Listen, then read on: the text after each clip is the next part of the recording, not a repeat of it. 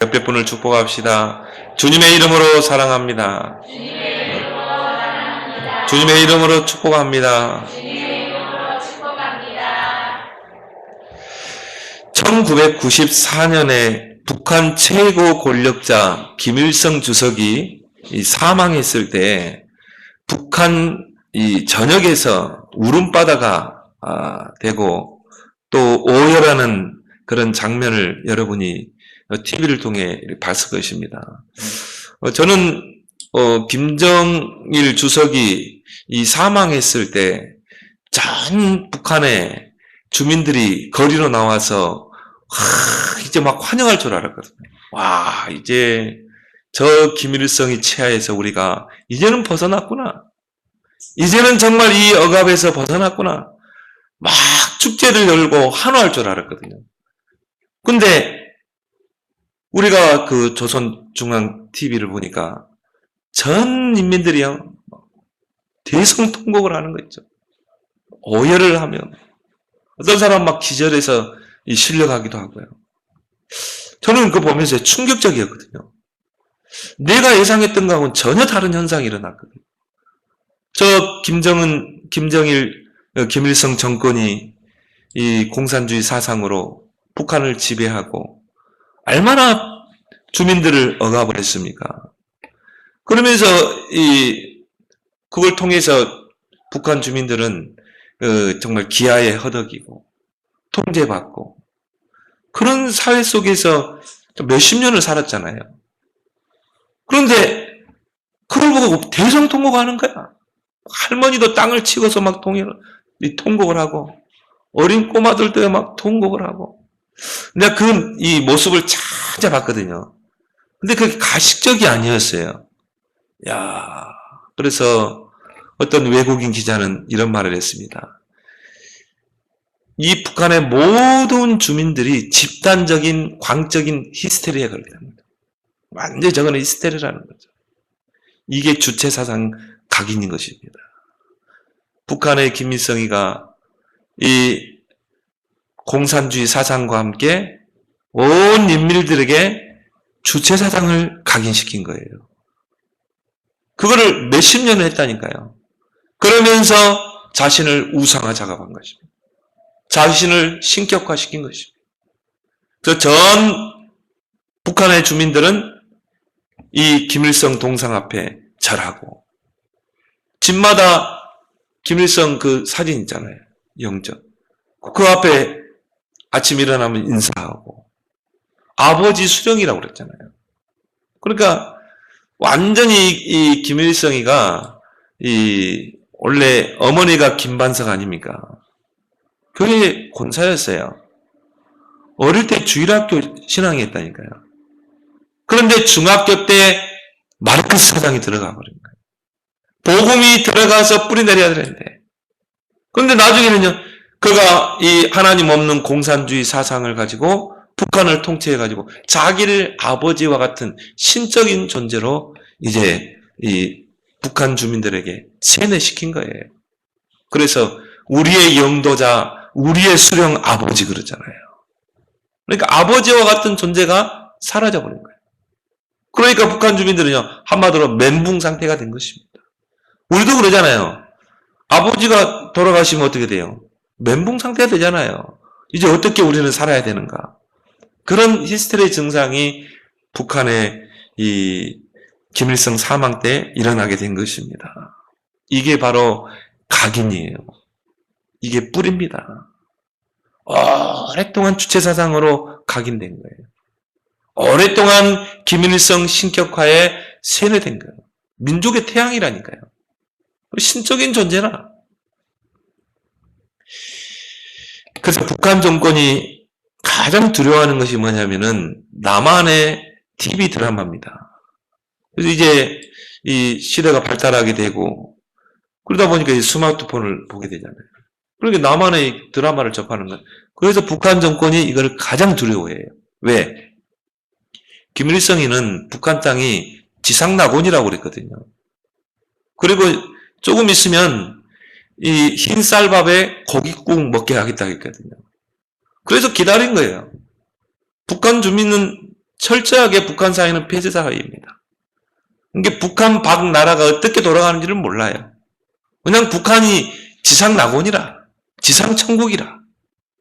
근데 그 우리나라에서 얼마나 북한 쪽으로 이 한국 드라마 CD 막 보냈잖아요.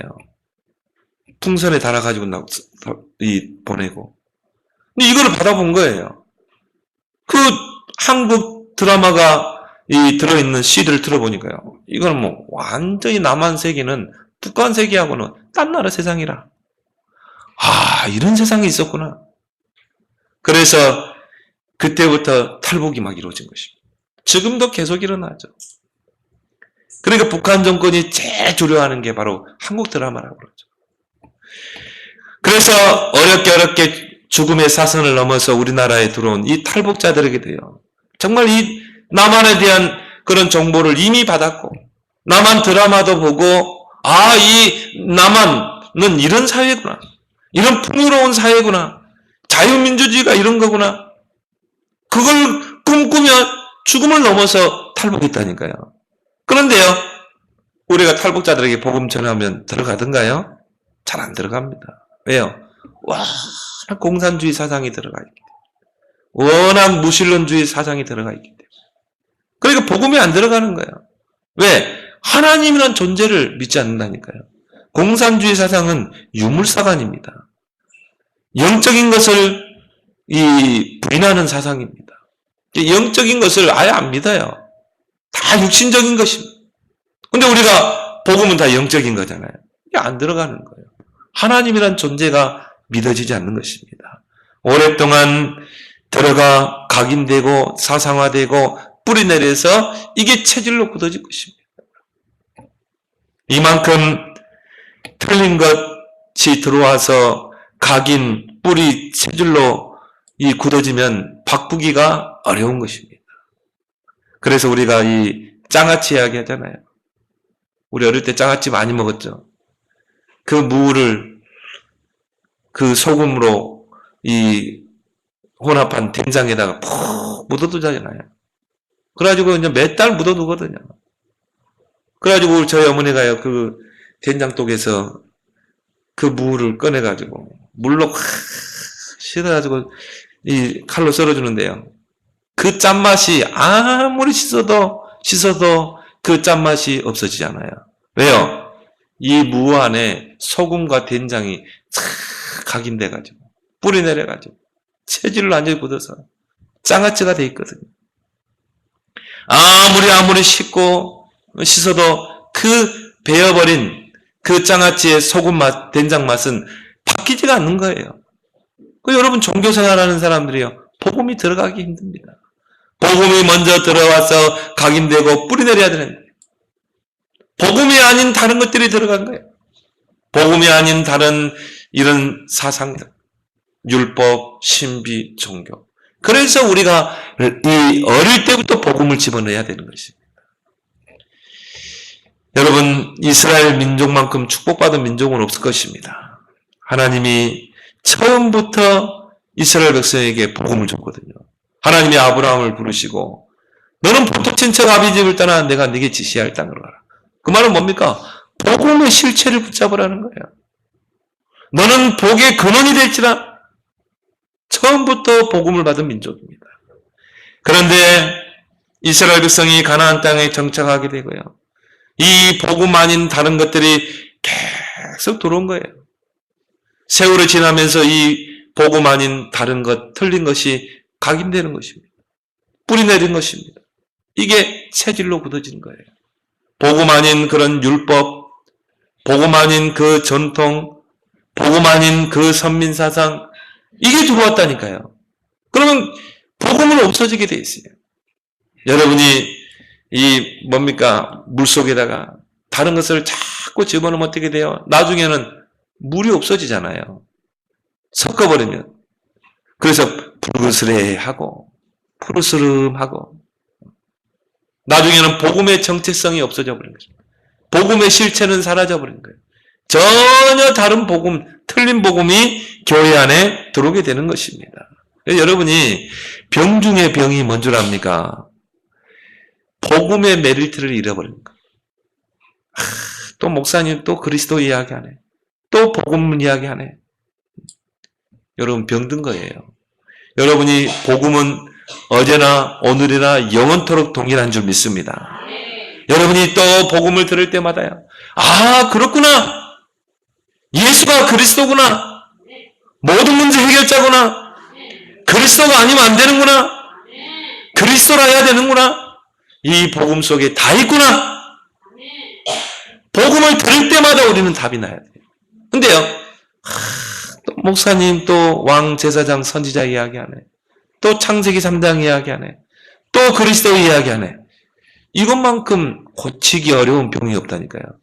저는 이게 가장 악질적인 병이라고 보거든요. 이스라엘 백성이 그런 거예요. 처음부터 복음을 줬어요. 창세기 3장 15절에 복음을 줬어요. 노예 시대 때 하나님이 출애굽기 3장 18절에 필요하게 복음을 줬어요. 그거 붙잡고 출애굽했잖아요. 그런데 다 놓쳐버린 것입니다. 껍데기만 남는 거예요. 도무지 복음을 못 깨닫는 거 있죠. 복음의 실체가 왔는데도 이 복음을 깨닫지를 못하는 것입니다.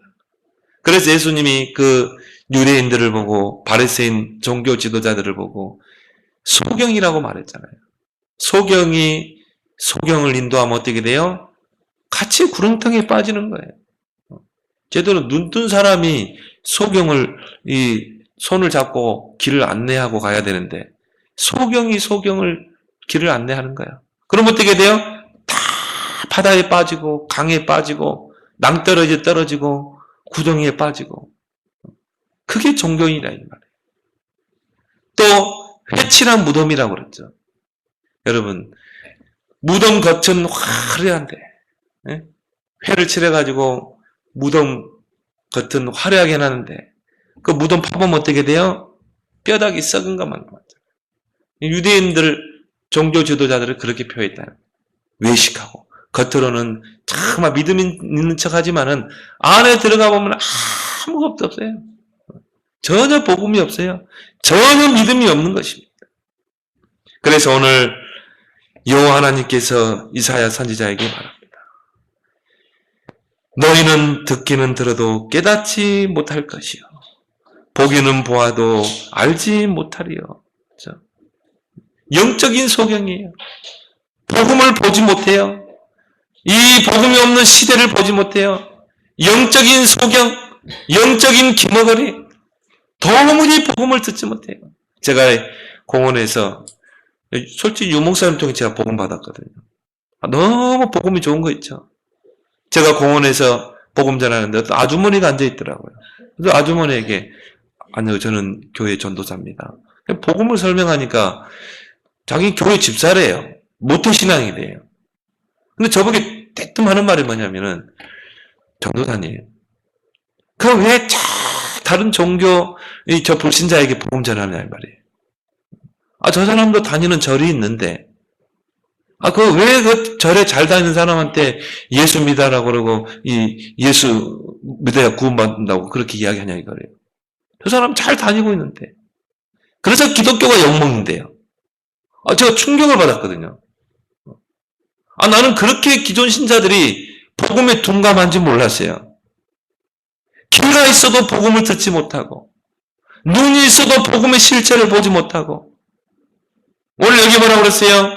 이 백성이 마음을 둔하게 하고 영적으로 완전히 둔감한 상태, 전혀 복음을 모르고 전혀 복음의 감각을 모르는.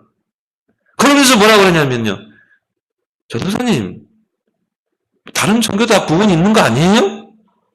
불교도 구원이 있고 저기 모슬렘도 구원이 있고 기독교도 구원이 있고 하는데 왜 기독교는 그렇게 예수만이 구원자라고 그렇게 말하는지 모르겠어요. 두 번째 충격을 받았어요. 나는 그렇게 심각할 줄 몰랐거든요.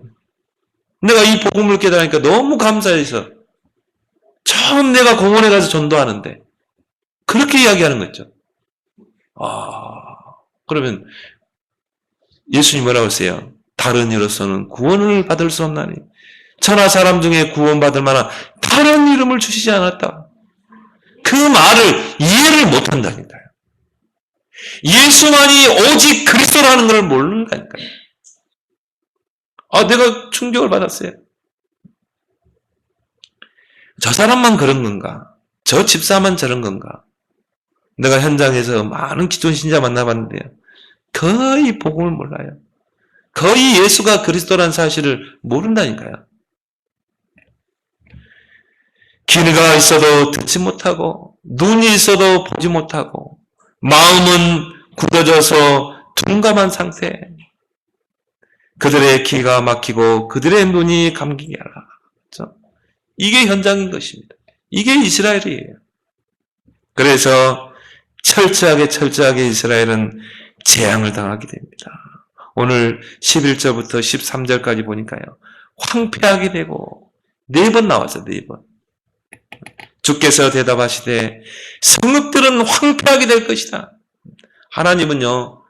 복음 없는 교회 10,000,000개 있어도 하나님은 아무 필요가 없어요. 그런 교회는. 그러니까 유럽교회가 무너지잖아요. 왜 주님이 피로값 주고 세운 교회가 무너집니까?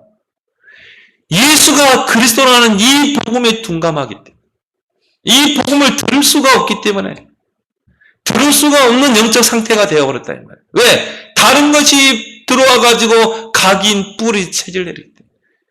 이게 여러분 저만 확인한 겁니까? 현장에서 한번 확인해 보라니까요. 그리스도란 뜻이 무엇입니까? 예수님이 십자가에서 하신 일은 모릅니다. 이게 사단의 전략이에요. 캐톨릭은 마리아 사상이 이미 들어가서 이미 복음에서 완전히 빗나가 버렸고, 오늘 11절에 보니까 성읍들은 황폐하여 주민이 없으며 가옥들에는 사람이 없고 이 토지는 황폐하게 되며 여호와께서 사람들을 멀리 옮기셔서 이 땅 가운데 황폐할 곳이 많을 때니라. 그래가지고 그냥 포도씨 10분의 1만 남았는데 그 중에 10분의 1이 남아있을지라도 복음이 없는 거예요. 그러니까 어떻게 돼요? 이것도 황폐하게 될 것이다. 저 미국의 교회들이요 지금 팔려가고 있습니다. 소수의 기독교인 남았어요. 그것까지도 황폐하게 될 것이다. 왜? 전혀 복음이 없다니. 저 유럽 땅에 한 번도 복음이 증거되지 않았다니. 저 러시아에 중앙아시아 가보니까요. 저 러시아에 한 번도 복음이 증거되지 않았어. 우리보다 먼저 복음이 들어간 나라예요. 우리보다 먼저 교회가 세워졌다니까요. 그런데요, 복음이 희석되어가지고 복음이 사라져버린 거예요. 그래서 어떻게 됐습니까? 공산주의에 잡아먹혀버린 것입니다. 공산주의 나라가 됐다니까요. 이게 무서운 것입니다. 그래서 이스라엘 백성이 7번 큰 재앙을 만나잖아요. 노예로 잡혀가고 또 포로가 되고 속국이 되고 재앙과 전쟁을 만나게 되고 이스라엘 백성을 뿔뿔이 흩어지게 되고, 그리고 뭡니까? 600만이 가스실에 죽었다니까요. 왜 이렇게 황폐하게 됩니까? 복음이 없으니까. 이 이스라엘 역사가 우리의 거울이 되어야 될 줄 믿습니다. 우리는 왜 정말 이 복음 가지고 전도해야 되는가? 왜 후대를 키워야 되는가? 이유를 알아야 된다니까요. 하나님은 이런 흑암 시대 때마다 남은 자 구루터기를 남겨두신 줄 믿습니다. 오늘 13절에요. 10분의 1이 아직 남아있을지라도 이것도 황폐하게 될 것이다. 밤나무, 상수리나무가 배임을 당하여도 그 구루터기는 남아있는 것 같이 거룩한 씨가 이 땅에 구루터기니라 하시니라. 하나님은 복음이 사라지고 전도가 끊어지고 교회는 종교화되고 마음이 둔해지고 이런 흑암 시대, 재앙 시대 때마다 하나님은 그대로 시대를 두지 않았어요. 하나님은 우리 구루터기 렘넌트들을 숨겨뒀다가 하나님은 그때 쓰시는 것입니다. 지금 시대를 한번 보라니까요. 유럽의 교회가 복음이 사라졌다니까요. 미국은 지금 완전히 3단체에 사로잡힌 것입니다. 한국교회 지금 종교화되고 있습니다. 하나님은 이런 흑암의 시대, 하나님은 이 후대를 구루터기 운동을 하시는 줄 믿습니다. 그래서 하나님이 이사야 선지자에게 너는 구루터기를 세워라. 너는 렘넌트를 세워라. 앞으로 이스라엘 백성은 포로로 잡혀갈 것이다. 저 바빌론이 이스라엘을 침략해서 예루살렘 성전을 황폐화시킬 것이다. 그리고 너희 자녀들은 포로로 잡혀갈 것이다. 그러면 너의 마지막 사명은 구루터기를 세우는 것이다. 하나님은요, 시대를 그냥 두지 않습니다. 하나님 복음 가진 구루터기, 렘넌트를 일으켜 세워서 복음을 회복하시는 줄 믿습니다. 이게 하나님의 시대적인 역사예요. 노예 시대 때 하나님은 렘넌트 모세를 통해서 출애굽의 역사를, 포로 시대에 하나님의 이사야와 또 다니엘과 세 친구 또 에스더와 같은 렘넌트를 숨겨뒀다가 하나님은 포로에서 해방되도록, 하나님은 속국 시대에 이런 초대교회 같은 이런 구루터기를 남겨서 하나님은 복음을 회복하시고 세계 복음화를 이루시는 줄 믿습니다. 나 여호와의 열심히 일을 이루리라. 하나님은요, 시대를 그냥 두지 않아요. 그래서 저와 여러분들을 부른 줄 믿습니다. 이사야 선지자에게 주신 이 절대적인 사명, 구루터기를 세워라. 그 구루터기가 하나님의 거룩한 신이라. 저와 여러분들에게 오늘 주신 이 언약이 바로 구루터기인 줄 믿습니다. 우리가 이제 구루터기를 세워야 돼요. 하나님이 그 엘리사 시대에 아방이 폭정을 휘두르고 이방 여자 이세벨을 데려와서 곳곳에 우상의 산당을 세우고 바알 우상의 산당, 아세라 우상을 모시는 산당을 세워놓고 전 이스라엘 백성이 혼합 종교에 빠져버린 거예요. 여호와 앞에 예배드리는 것은 형식적인 것이고 온 땅이 우상천지가 되는 그 흑암 시대, 하나님은 숨겨둔 자 엘리사를 저 촌동네에서 이렇게 세웁니다. 그 엘리사에게 주신 미션이 뭡니까? 너는 바알에게 무릎 꿇지 않는 7천 렘넌트를 세우라는 거예요. 그래서 엘리사가 무슨 운동을 했습니까? 도단성 운동을 한 거예요. 알루트시 세워놓고 곳곳에 선지학교를 세운 것입니다. 저 요단에, 저 여리고에, 저 길갈에 곳곳에 선지학교를 세운 것입니다. 렘넌트 운동을 한 것입니다. 우리는 여기에 모든 생을 올인해야 될 줄 믿습니다. 교회가 무너지는 시대입니다. 교회당이 팔려가는 시대입니다. 유럽은 지금 마리아 사상이 복음을 잠식한 상태입니다. 전혀 교회에 복음 없습니다. 미국 교회는 3단체가 완전히 장악해가지고요. 교회 안에 창세기 3장, 6장, 11장을 다 심어놨어요. 그래서 하면 된다, 할 수 있다, 긍정적인 사고, 전혀 복음 아닌 다른 것을 교회 안에 다 집어넣어버리고 있죠. 교회가 무너질 수밖에 없어요. 교회는요, 복음 사라지면 어떻게 돼요? 껍데기가 되는 것입니다. 종교화 되는 거예요. 급속도로 종교화 되는 것입니다. 한국 교회는 종교화가 급속히 진행되고 있습니다. 교회 안에 이념과 사상 다툼으로 전혀 선교 미션을 감당하지 못하고 있습니다. 그러니까 전 세계 교회가 미자립 시대가 되는 것입니다. 이게 사단의 전략이라니까요. 이러한 때에 시급한 전도운동 3가지를 우리는 해보게 될 줄 믿습니다. 그 첫 번째가 뭡니까? 렘넌트 운동. 렘넌트 무브먼트를 일으켜야 돼요. 오늘 이사야 6장 13절에 밤나무, 상수리나무가 배임을 당하도 구루터기는 남겨둘 것이다. 하나님은 구루터기까지 베지 않습니다. 구루터기는 남겨둘 것이다. 저와 여러분들이 남은 자라니까요. 우리가 이제 구루터기 역할을 해야 돼요. 우리를 통해 우리 후대들이 새순으로 자라나도록. 그 새순이 커서 큰 숲을 이루게 될 줄 믿습니다. 우리 어른들은요, 참 안 되더라고요. 저도 그렇고. 오늘 그리스도 해놓고요. 교회 문 박사나면요, 전혀 그리스도는 온데간데 없어. 완전히요, 나 중심, 물질 중심, 세상 중심, 육신적인 거, 이생의 자랑. 거기 빠지고, 사람 때문에 시험 들고, 문제 때문에 시험 들고, 환경에 속고, 복음에 일심일 해야 되는데, 이중생활하고, 삼중생활하고. 왜요? 오래전에 우리 안에 복음이 먼저 들어와 각인돼야 돼요. 복음이 아닌 다른 것들이 들어와가지고. 우리 안에 탁 자리 잡고 우리의 마음의 상태가 둔감한 상태가 되어 복음에 둔감해. 그러다가 어떻게 하나님의 은혜로 우리가 복음 깨달았잖아요. 근데 잘 안 돼요. 저도 안 되더라고.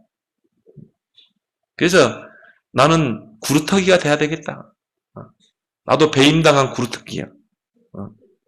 여러분도 배임당한 구루터기야.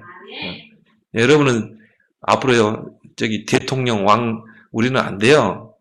렘넌트 7명은 왕들을 상대했거든요. 강대국을 상대했거든요. 세계복음화의 가장 빠른 길이 뭡니까? 왕들을 상대하는 거예요. 우리 후대들이요, 청와대에 들어가야 돼요. 다윗과 같이 대통령 돼야 돼요. 대통령 밑에 요셉처럼 총리가 돼야 돼요. 근데 우리는 안 되겠더라고요. 제가 어떻게 청와대에 가겠어요? 근데 청와대 들어가면 아마 정문에서부터 잡을 거예요. 우리는 안 돼요. 그럼 여러분은 배임당한 구루터기입니다. 우리는 안 되게 이제 우리 후대를 키워야 돼요. 구루터기에서 뭐가 나요? 새순이 나는 거예요. 왜요? 배임을 당한 구루터기라 할지라도 뿌리는 있잖아요. 우리는 그 복음의 뿌리의 양분을 먹고 우리 새순 렘넌트들에게 그 양분을 전달해야 될 줄 믿습니다. 그 구루터기에서 새순이 자라서 큰 나무가 되고 숲을 이뤄서 세계 복음화 이뤄내야 될 줄 믿습니다. 여러분이 지금 렘넌트 운동이 무슨 운동인가를 알아야 돼요. 목사님이 렘넌트 하는데 저게 무슨 말인가? 그러면요, 여러분이 진짜 하나님의 그 축복을 다 놓치는 거예요. 여러분, 렘넌트 운동은 흐름을 타는 운동입니다. 그것도 뭡니까? 전 세계 렘넌트들이 흐름을 타는 운동이다. 정확한 언약을 붙잡고 이 언약의 흐름을 타고 그 언약의 여정을 떠나는 것이다. 서밋을 향해서. 이게 렘넌트 운동이라니까요. 이게 렘넌트 7명이 갔던 그 길이라니까요. 그래서 하나님께서 모세를 통해서 출애굽기 3장 18절에 그 언약을 주잖아요. 피언약. 전 이스라엘 백성이 온리스 돼가지고 그 피언약을 붙잡았다니까요. 철저하게 렘넌트 운동은요, 온리스입니다. 전 이스라엘 백성이 피언약을 붙잡고 어린 양의 피를 문설주와 문지방에 발랐어요. 한 명도 빠짐없이 발랐어요. 우리는 전 성도가 함께 언약을 붙잡고 가야 돼요. 한 명도 낙오자가 있으면 안 돼요. 모든 성도가 정확한 언약을 붙잡죠. 그런데 어떤 역사가 일어났어요? 400년 동안 몸부림치셔도 해결되지 않는 그 애굽의 노예에서 해방된 거예요. 출애굽의 역사가 일어나잖아요. 이게 언약의 힘인 줄 믿습니다. 그것도 뭡니까? 온리스된 언약. 그래서요, 이제 광야로 가는데 하나님이 언약궤를 따라가라는 것입니다. 그걸 뭘 말합니까? 언약을 붙잡았으면 언약의 흐름을 따라가라 이 말이에요. 이스라엘 백성이 그 언약궤를 앞세우고 그 언약의 흐름을 따라가는데 요단이 갈라지는 거예요. 여리고가 무너지는 거예요. 이 광야길은 뭡니까? 여정입니다. 가나안 땅을 향해 가는 여정이에요. 언약을 붙잡은 자는 언약의 흐름을 타야 돼요. 내 생각을 내려놓고 언약의 흐름을 타야 되는 것입니다. 그리스도의 언약, 세계복음 언약, 강단의 언약, 세계복음 언약의 흐름을 타야 될 줄 믿습니다. 언약 놓치면 안 돼요. 그리고 우리는요, 광야길을 가는 것입니다. 이게 여정이라니까요. 우리 앞에 요단과 같은 여리고 같은 문제가 있겠죠. 이거는 나와 상관없는 거예요. 언약의 흐름 따라서 온리스하고 가면 하나님이 무너뜨릴 줄 믿습니다. 그러면요, 이게 다 축복이라. 여러분이 언약의 여정을 떠난 여러분에게 문제 있습니까? 어려움이 있습니까? 위기가 있습니까? 이건 다 축복인 줄 믿습니다. 합력해 모든 걸 선을 이루시는 거예요. 초대교회가 핍박 속에서 어떻게 3천 제자를 일으켰습니까? 초대교회 전 성도들은 언약으로 하나 됐어요. 확실한 언약을 붙잡은 거예요. 바리새 교회가 붙잡지 못한 확실한 언약. 그리스도, 하나님 나라, 오직 성령. 여러분이 신앙생활 잘하는 것은 열심히 하는 게 아닙니다. 정확한 언약을 붙잡아야 되는 거예요. 초대교회가 정확한 언약을 붙잡았다는 거예요. 근데요, 전 성도가 정확한 언약을 붙잡은 거예요. 그래서 더불어 마음을 같이하여 오로지 전혀 그렇죠. 뭘 말합니까? 전 성도가 정확한 언약을 붙잡고 언니스된 거예요. 그리고 전혀 기도에 없었는데 어떤 역사를 하세요? 오순절의 역사가 일어나죠. 그 흐름을 타고 가는데 어디까지 갔습니까? 이 복음이 예루살렘, 유대, 사마리아 저 땅끝 로마까지 들어가잖아요. 세계복음이 일어나잖아요. 3천 제자 운동을 일으켜내잖아요. 이게 언약의 힘인 줄 믿습니다. 그것도 언니스된 언약. 여러분 소론에 속지 마세요. 정확한 언약을 붙잡고 흐름을 따라가길 바랍니다. 이번 주간에 세계 렘넌트 대회가 있습니다. 일산 킨텍스에서 화요일부터 금요일까지 진행이 됩니다. 이제 보니까 22,000명이 등록을 했어요. 또 당일 등록까지 하면은 한 25,000명이 예상돼요. 세계사의 교회사에 이런 일이 없다니. 전 세계 렘넌트들이 이 킨텍스로 모여든다니까요. 나는 이거는요, 하나님이 일으키시는 운동이라 보거든요. 이건 하나님이 하시는 것이다. 왜요? 전 세계의 렘넌트들이 모여서 정확한 언약을 붙잡아야 되거든. 정확한 언약을 붙잡고 언니스트해야 되거든. 그러고 나서 어떻게 합니까? 이제 고국으로 돌아가겠죠. 고국으로 돌아가서 어떻게 해야 돼요? 정확한 언약을 붙잡고 렘넌트들이 언약의 흐름을 타야 되는 것이죠. 그리고 언약의 여정을 따라서 CVDIP를 뚫고 도전해야 되는 거예요. 그래서 저들이 그 나라의 정치, 경제, 서밋 자리에 서서 이 시대의 영적 흐름을 바꿔야 되는 것입니다. 아, 이거는 하나님이 일으키는 운동이다. 왜냐? 지금 전 세계적인 추세가 뭐냐면 복음이 사라지고 있다. 교회가 무너지고 있다니까요. 유럽 교회는 막 팔려가고 있잖아요. 여러분 봤잖아요, 영상으로. 교회가 막 무너지는 거 봤잖아요. 미국 교회 팔려가는 거 봤잖아요. 진짜 이제는요, 렘넌트들이 이렇게 세워야 되는 것이에요. 정확한 언약을 붙잡은 렘넌트들이 온리스트에서 내가 있는 현장에서 언약의 흐름을 타고 언약의 여정을 떠나며 그리고 서밋에 도전하는 렘넌트. 우리는 이렇게 세워야 될 줄 믿습니다. 이 운동을 하나님이 이렇게 세우는 것입니다. 이거는 사람이 인위적으로 모으는 것이 아니에요. 4박 5일 렘넌트 대회 하는데 뭐 내용도 별로 없어요. 3박 4일이죠. 메시지 딱 3강이에요. 그 3박 4일 렘넌트들이 참여하기 위해서 저 아프리카에 있는 렘넌트들이, 저 브루나이에 있는 렘넌트들이 돈을 모아서 항공료를 준비해가지고 온다니. 여러분, 아프리카에서 여기 올라면 150만 원 넘게 듭니다. 우리도 아프리카 가기 150만 원 가지고 가기 힘들잖아요. 3박 4일 참석하게 해도 그것도 한참 더울 때 3박 4일 참여하게 온다니까요. 렘넌트들의 간절한 소원이 뭐냐? 렘넌트들이 참여하는 거. 이게 인위적으로 사람이 모으는 거냐 이 말이에요. 제가 그 브루나이에 가보니까요. 그 모슬렘 왕국 아닙니까? 예수 믿으면 월급이 절반으로 깎인다니까요. 감옥에 갇히고 그런 나라예요. 저는요 거기서 렘넌트들을 봤다니까요. 아, 이 렘넌트들이 얼마나 어릴 때부터 언약으로 커가는지 얘들이요 얼마나 똑똑한지 몰라요. 공부도 잘하고. 그 렘넌트들이 CVDIP를 이야기하더라니까요.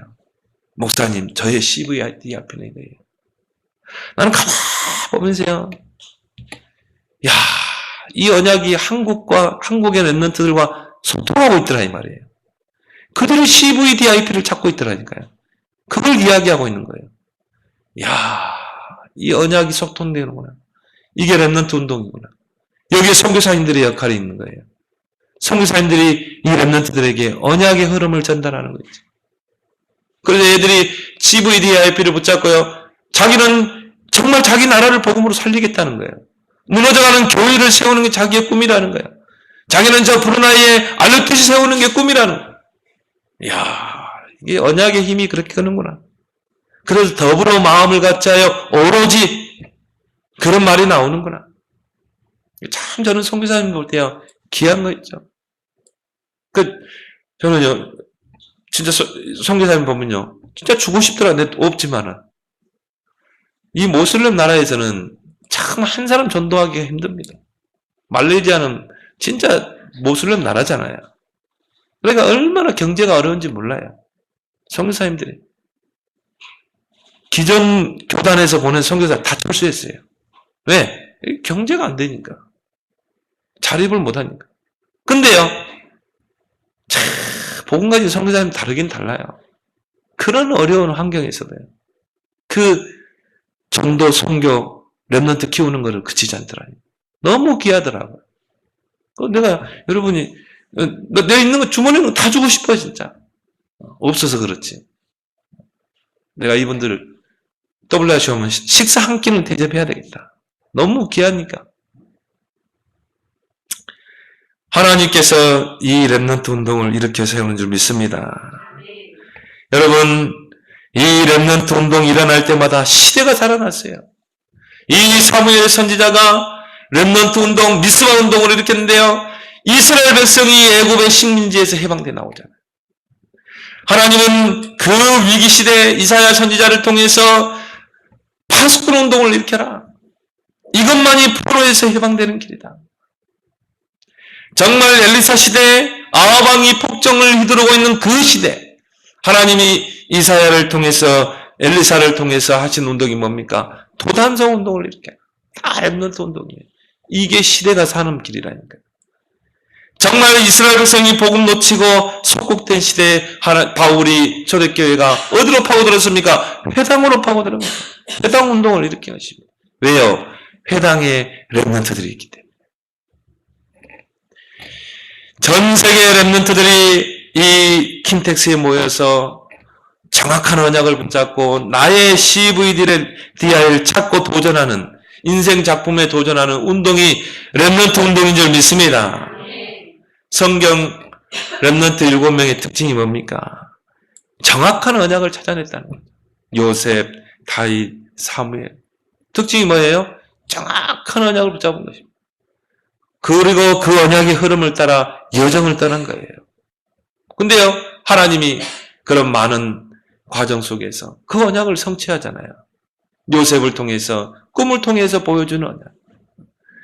너무나 정확한 확실한 언약을 붙잡았기 때문에 요셉에게는 그런 어려운 노예라는 환경이 그게 문제가 안 됐어요. 하나님이 함께 하심을 누리게 되잖아요.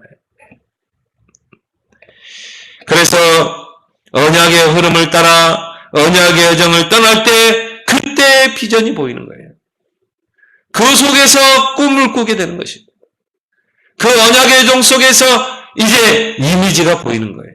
그리고 인생 작품에 도전할 줄 믿습니다. 그래서 우리 단체는요, 훈련이 많습니다. 수련회도 많고, 먼 놈의 집회도 많고, 또 이번에 또 여름에 리더 수련회 했지. 또 이번 주간에 WRC지. 또 그 다음 PK 수련회 했지. 먼 놈의 훈련이 많죠. 그래서 우리는 휴가를 킨텍스로 가요, 우리는. 좋더라고. 그 안에 가면 에어컨 빵빵 나오고, 시원하고 좋더라고요. 진짜 그게 정말 하나님 기뻐하시는 거예요. 여러분 가서 해수욕장 가서 몸 좀 담그면 피로 풀리던가요? 킨텍스에 가면 밥 주지 때가 되면 또 밥 주지. 얼마나 좋은지 몰라. 여러분이 휴가를 킨텍스로 보내길 바랍니다. 그렇죠? 그 렘넌트들이 모이는 현장을 보라니까. 그 애기 엄마들은 돗자리 가져와가지고요. 돗자리 깔고 그 젖먹이 아이를요, 분유를 타서 주면서 그 아이들로 하여금 보라는 거예요, 그 현장을. 그래가지고 애기들이 곳곳에 돗자리를 깔고 있는 거예요. 막 유모차 끌고 다니는 거예요. 이야, 진짜 감동되더라고요. 왜? 나는 이렇게 실패한 잘려진 밤나무, 상수리나무지만 이 젖먹이 아기에게는 언약이 전달돼야 되잖아요. 정확한 우리 자녀는 정확한 언약을 각인시켜서 이 언약의 흐름을 따라 언약의 여정을 떠나도록 해줘야 되잖아요. CVDIP에 도전하도록 해줘야 되잖아요. 그 한이 있기 때문에 오는 거예요. 그 젊은 애기 엄마들이요, 와서 젖 먹이면서 그걸 하더라니까요. 같은 언약, 같은 흐름을 타는 언약 공동체인 줄 믿습니다. 그 22,000명의 렘넌트만 달랑 보낸 겁니까? 어른들까지 목사님까지 다 같이 모이는 축제 아닙니까? 이게 언약의 공동체라. 언약 온리스라. 이 운동을 하나님이 지금 일으키고 있는 것입니다. 그래서 여러분들이요, RTS를 놓고 기도해 주세요. 정말 렘넌트 중에 목회자 키워내야 됩니다. 미국의 RU를 놓고 기도해 주세요. 미국에는 다민족이 많이 와 있습니다. 정말 우리는 RU를 위해서 헌신해야 돼요. 여러분이 RUTC를 놓고 기도해 주시기 바랍니다. 우리 강북에도 이 RUTC 세워지도록. 또 237 센터 놓고 기도해야 돼요. 저는 참 마음이 좀 약해요. 그래서 참 이렇게 헌금 이야기를 참 하기가 저는 어려워요. 근데 앞으로는 이런 RTS 주일, 또 RU 주일도 해야 되겠다. 그래서 정말 우리가 마음을 담아야 돼요. 물질을 담아야 돼요. 물질 있는 곳에 마음이 있잖아요. 우리가 RU를 위해서 헌금도 하고, RTS를 위해서 헌금도 하고, RUTC를 위해서 헌금도 해야 된다. 237 센터를 놓고 헌금도 해야 돼요. 물질 있는 곳에 마음이 있다니까요. 기도만 해야 됩니까? 그래서 우리가 렘넌트를 키워내야 된다. 그것이 세계복음화의 마중물이 될 줄 믿습니다. 이것이 시급한 전도 운동이라면 이것만큼 더 시급한 운동이 어디 있겠습니까? 두 번째로 뭡니까? 서밋 운동입니다. 우리 자녀들을 서밋으로 세워야 돼요. 우리 자녀들이 커서 왕 앞에 서도록 강대국을 움직일 만큼 세계복음화의 가장 빠른 길입니다. 이게 렘넌트 7명이잖아요. 렘넌트 7명의 첫 번째 그 공통점이 뭡니까? 하나님이 나와 함께 하시는 위대를 누렸어요. 이 언약을 붙잡고, 그리고 하나님이 우리와 함께 하시는 임만을 누렸어요. 또 하나님이 우리와 함께 모든 곳에 역사하시는 온리스를 누린 것입니다. 요셉이 언약을 붙잡고 하나님이 함께 하시는 위드를 누리니까요. 이 위드의 축복이 누구에게 갔습니까? 보디발에게 가잖아요. 여호와께서 요셉과 함께함으로 그가 형통케 되고, 요셉 때문에 보디발의 그 집과 소유를 축복했잖아요. 그게 우리와 함께 하신다. 위대의 축복이잖아요. 그 축복이 누구에게 갔어요? 바로왕에게 가잖아요. 바로왕이 요셉을 보고 뭐라 그럽니까? 이와 같이 하나님의 영에 감동된 자를 어떻게, 진짜 하나님의 함께하는 자를 어떻게 얻을 수 있게? 총리로 세워버리잖아요. 요셉 때문에 모든 게 살아나잖아요. 그렇죠? 애굽을 살려냈어요. 세계를 살려냈어요. 바로 온리스의 축복인 줄 믿습니다. 한 사람이 위대의 축복을 누렸는데 이것이 모든 사람에게 온리스, 그리고 임마누엘의 축복으로 가게 되는 것입니다. 두 번째 렘넌트 7명의 특징이 뭡니까? 왕들을 상대했습니다. 강대국을 살려냈습니다. 강대국을 보고만 했습니다. 요셉은 바로왕을 상대했잖아요. 바로왕 앞에 가게 되죠. 바로왕의 그 꿈을 해석하잖아요. 그래서 뭡니까? 왕 밑에 총리로 갔다니까요. 그 바로왕이 요셉에게 한 말이 뭡니까? 정말 내가 높은 것은 보좌뿐이다. 네가 앞으로 애굽의 전체를 다 다스려라. 그리고 너 없이는 수족을 놀릴 자가 없게 하겠다. 왕이 타고 다니는 금수레에 요셉을 태우고, 왕이 차고 있는 금목걸이를 주고, 왕이 쥐고 있는 그 쥐몽 있잖아요. 그 모를 요셉의 손에 쥐어줬다니까요. 내가 높은 거는 보좌뿐이야. 네가 왕 역할을 다 해라. 이게 렘넌트 운동이 믿습니다. 하나님께서 왕들을 상대하게 해요. 그래서 요셉 때문에 어떻게 돼요? 애굽 전역이 살게 되잖아요. 애굽 강대국이 살게 되잖아요. 세계복음화의 가장 빠른 길은 강대국 복음화입니다. 저는 그래요. 우리 렘넌트들이 앞으로 미국으로도 진출했으면 좋겠다. 그래서 정말 미국의 대통령을 움직일 만큼, 강대국의 대통령을 움직일 만큼 그런 인물이 앞으로 나올 줄 믿습니다. 다윗을 통해서요, 사울왕을 상대하게 하고, 그걸 통해 뭡니까? 이스라엘의 부강한 나라가 되게 해요. 블레셋을 물리치잖아요. 성경의 렘넌트 다니엘을 보세요. 내 왕을 섬기잖아요. 그리고 새 나라를 움직이잖아요. 결국 다니엘을 통해서 이스라엘 백성이 포로에서 귀환하게 된 것입니다. 렘넌트 7명의 특징입니다. 모세도 바로왕을 상대했죠. 바울은 가이사 황제를 상대했습니다. 엘리사는 아합왕을 상대했어요. 세 번째 공통된 특징이 뭡니까? 이 렘넌트 7명의 특징은 영적 서밋에 힘이 있었어요. 우리 자녀들이 공부 잘하고 중요하겠죠. 스펙도 많이 쌓고 중요하겠죠.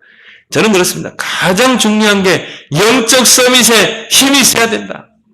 요셉이 어떻게 그런 노예라는 감옥이라는 그 환경 속에서도 언약을 놓치지 않고 정말 서밋의 응답을 받았는가? 요셉에게는 하나님이 함께 하시는 그 서밋의 힘이 있었어요.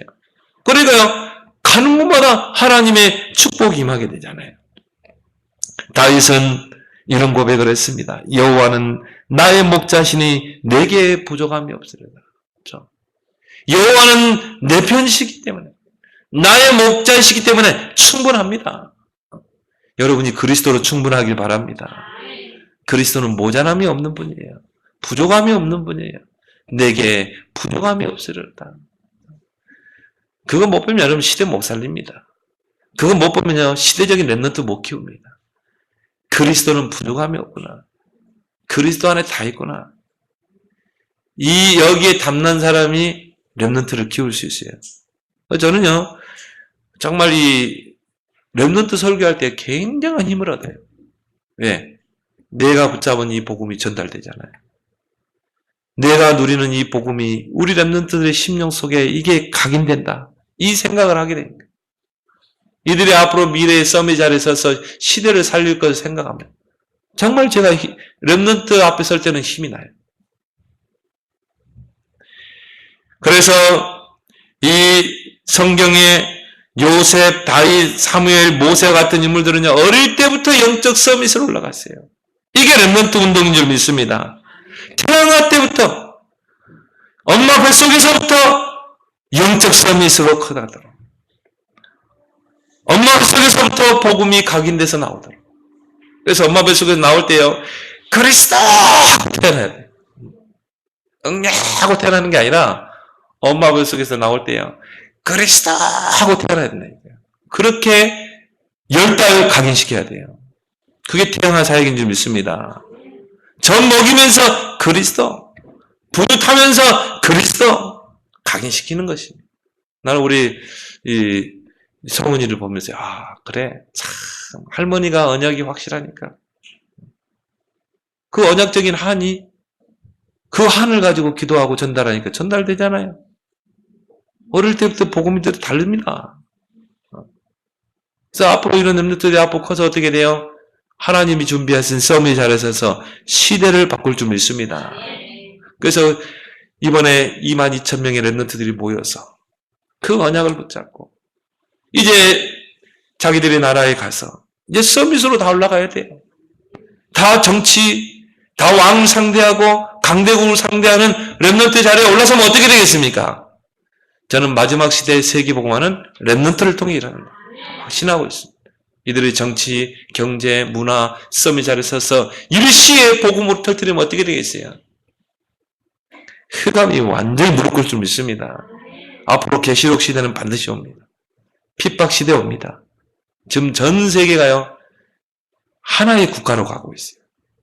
통일된 국가, 종교 통합, 나라가 통합, 그런 시대가 오고요. 이제 복음을 핍박하는 시대가 옵니다. 이때 이제 진짜 우리 렘넌트들이 서밋 자리에 서서요 왕들을 움직이고 강대국을 살려낼 줄 믿습니다. 이런 렘넌트를 키우는 일에 우리의 모든 생을 올인해야 된다. 그래서 우리 자녀들이 영적 서밋의 힘을 가지고 하나님이 내게 주신 나의 것을 찾아내야 돼. 나의 달란트를 찾아내서 기능 서밋에 도전하고 하나님이 준비하신 문화 서밋의 자리에 서서 시대의 영적 흐름을 다 바꿔내야 될 줄 믿습니다. 그래서 땅끝까지 이르러 증인되라. 세 번째 시급한 운동이 뭡니까? 지도자 훈련입니다. 우리 자녀들의 삶 속에 62가지 삶을 각인 뿌리내려야 되는 것입니다. 그래서 우리 자녀들이요 138 언약 붙잡고 21가지 그 근본 속에 딱 신앙의 틀이 세워지도록. 그래서 어떤 환경 속에서 흔들리지 않고 서밋에 응답하도록. 우리 자녀들이 138 안에서 나의 천명과 소명과 사명을 찾아내도록. 그걸 가지고 뭡니까? 당연, 필연, 절대에 도전하도록. 그걸 가지고 뭡니까? 일심, 전심, 지속하도록. 그 속에서 오직 유일성 재창조를 찾아내도록. 그리고 우리의 영적 상태, 렘넌트 영적 상태가 24시 가도록 25시 영원 시간표 속으로 들어가도록. 그렇게 해서 정말 나의 삶의 근본을 새롭게 각인 뿌리 체질 내리도록 우리는 지도자 훈련 시켜야 될 줄 믿습니다. 138 가지고 21가지를 찾아내도록 해야 돼요. 정말 우리 자녀들이 이 집중 시간표 속에 들어가서 5가지 기도의 비밀을 누리도록 해야 됩니다. 여러분 그러게 봐요. 기도의 가장 첫 번째는 구원의 은혜에 감사하는 것이다. 여러분이 처음부터 막 달라고 하지 마세요. 감사거리 한번 찾아내보세요. 하나님, 나를 구원하신 것 감사합니다. 내게 이 복음 주신 것 감사합니다. 나를 전도자로 부르신 것 감사합니다. 하나님이 나에게 복음 가진 이 가정을 주신 것 감사합니다. 우리 후대들이 복음 속에서 자라나고 있음을 감사합니다. 여러분이 얼마나 감사할 게 많습니다. 그렇죠? 기도의 첫 번째는 뭐라고요? 구원의 은혜에 감사하라. 그러면 뭐가 보입니까? 말씀의 흐름이 보입니다. 신앙생활 잘하는 건 뭐예요? 말씀의 흐름 속에서 정확한 기도 제목을 찾아내는 거예요. 그걸 가지고 내가 집중하는 거예요. 그러면 나에게는 영적 문제가 치유되게 돼 있어요. 기도 응답의 증거입니다. 그러면 내 삶의 규모가요, 탁 세워지는 것입니다. 기도할 수밖에 없는 체질로. 기도를 누리는 체질로. 기도가 나에게 막 부담이 아니라 기도가 행복한 그런 삶의 균형이 딱 잡힐 줄 믿습니다. 여러분이 기도가 행복합니까? 여러분이 서밋에 응답받게 돼요. 모세는 80세에 서밋에 응답받았다니까. 우리는 뭐 안 되는 거 아니에요. 여러분 늦는 게 빠른 거예요. 이제 정말 여러분이요 24시 속에 들어가 봐요. 24시 말씀, 기도, 전도 속에 들어가 보세요. 그러면 모세를 80세에 쓰셨던 것처럼 하나님은 여러분을 서밋으로 세워서 하나님의 역사를 이룰 줄 믿습니다. 그래서 이제는 집중 속으로 들어가라. 우리의 각인 뿌리 체질을 바꾸는 집중. 우리 자녀들이 스마트폰에 집착하도록 정말 게임에 집착하고 빨리 바꿔줘야 돼요. 그리고 우리 렘넌트들은 지도자로 서야 되기 때문에 24 훈련을 해야 되는 것입니다. 24 영적 상태로 가도록 세워줘야 돼요. 24 게임이 아니라 24 말씀과 기도 속에 들어가도록 24 하나님께 집중하도록 그 속에 들어갈 때 나의 달란트가 보이는 거예요. 7 달란트가 보이는 것입니다. 정말 말씀의 흐름 속에서 예배에 승리하게 되고요. 왜 예배에 승리해야 됩니까? 그 속에서 나의 것을 찾아내야 되는 것입니다. 그 영적인 힘 가지고 뭡니까? 이제 나의 오직을 찾아내게 하고 나의 달란트를 찾아내게 하고 그걸 가지고 유일성에 도전하게 하고 그걸 가지고 시대를 살릴 작품을 남겨야 될 줄 믿습니다. 이게 7 달란트 아닙니까? 그리고 뭡니까? 이제 25시 영원 시간표 속으로 들어가도록. 25시는요, 우리의 시간표가 아닙니다. 하나님의 시간이에요. 우리 자녀들이 25시 영원 시간표 속으로 들어가면 어떻게 돼요? 모든 것을 9가지로 소통하게 돼요. 여러분이 진짜 25시 속에 들어가 보세요. 그러면요, 모든 사람을 살리고 세우고 치유해서 썸을 세울 줄 믿습니다. 모든 사람을 볼 때 넓게, 깊게, 높게 보고. 우리 렘넌트들이 세상에 나갈 때는요, 영적 지도자가 돼서 위, 아래, 옆 다 살려내요. 한 사람을 놓고 과거, 현재, 미래를 놓고 살려내는 9가지를 가지고 소통하고 배려하고 살려내는 그런 지도자로 서야 될 줄 믿습니다. 조그만 일에 삐지고 질투하고 시험 들고 낙심하고 어떻게 그 시대를 살리겠습니까? 오히려 다윗은요 자기를 죽이려고 하는 사울왕을 불쌍히 여겼다니까요. 오히려 측은히 여겼다니까요. 자신에게 오는 어려움들을 오락으로 즐겼다니까요. 그래서 우리 자녀들이 237나라 살릴 수 있을 만큼 큰 그릇으로 준비해야 될 줄 믿습니다. 하나님이 그렇게 세울 것입니다. 그래야 시대를 살릴 수 있어요. 그래서 이 20가지 전략이요, 우리 랩런트들에게 다 각인되도록 이 20가지 전략 속에 성공이 있습니다. 이거 가지고 정말 이제는 서밋에 응답받고 유일성의 경제 축복받고 우리 자녀들이 이제는 정말 삶 제자의 축복을 받도록 우리 자녀들이 이 삶 기업에 응답받도록 우리는 우리 자녀들을 그런 지도자로 훈련해야 될 줄 믿습니다. 여러분이 62가지 가지고 한번 기도해봐요. 62가지를 5분 안에도 기도할 수 있어요. 62가지 가지고 1시간도 기도할 수 있어요. 뭐 달라 많겠죠. 그런 거는 안 해도 돼요, 여러분. 여러분 자녀를 놓고 기도 제목 있습니까? 안 해도 돼요. 하나님 변화시키지.